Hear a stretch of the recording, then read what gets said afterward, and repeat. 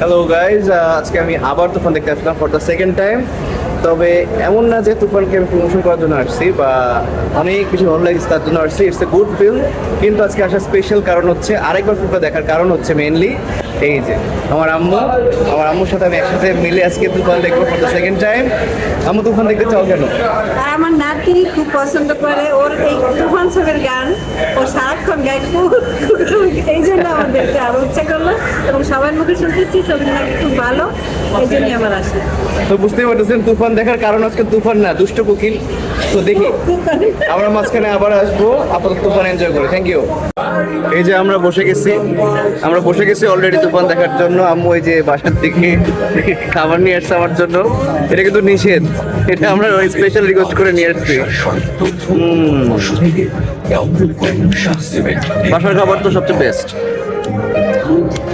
Cinema কখন শুরু হবে ওয়েট করতেছি আমি আর আম্মু। দেখি সিনেমাটা আরেকবার দেখি যে ভালো খারাপ আর কি পাওয়া যায়।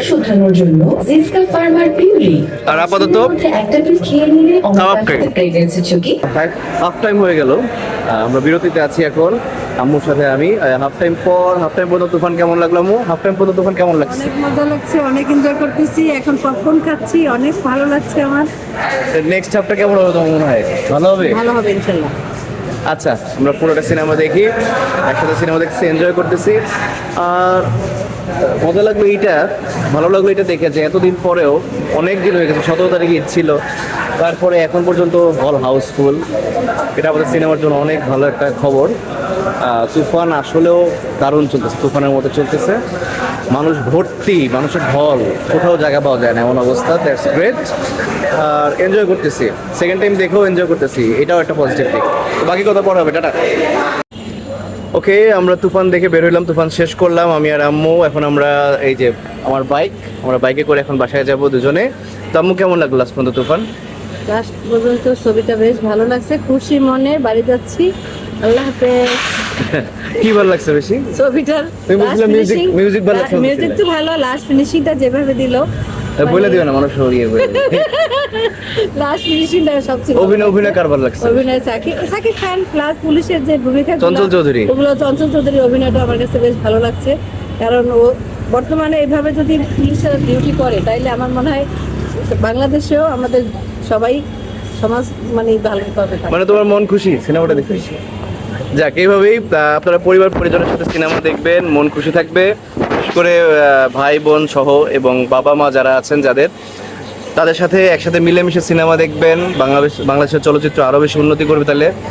আর পরিবারের মানুষজনের সাথে সিনেমা দেখলে এর চেয়ে বড় আনন্দ আসলে কিছুই নাই। বন্ধুদের সাথে তো আমরা সবসময় দেখি, পরিবারের সাথে কজন দেখি, কতবার দেখি, এটা ভাবনার বিষয়। এবং কতটা ইটার্নাল হ্যাপিনেস, এটা আসলে আপনারা যারা এক্সপিরিয়েন্স করছেন তারা তো জানেনই, আর যারা এক্সপিরিয়েন্স করেনি তারা আসলে এখনও বড় কিছু মিস করতেছেন।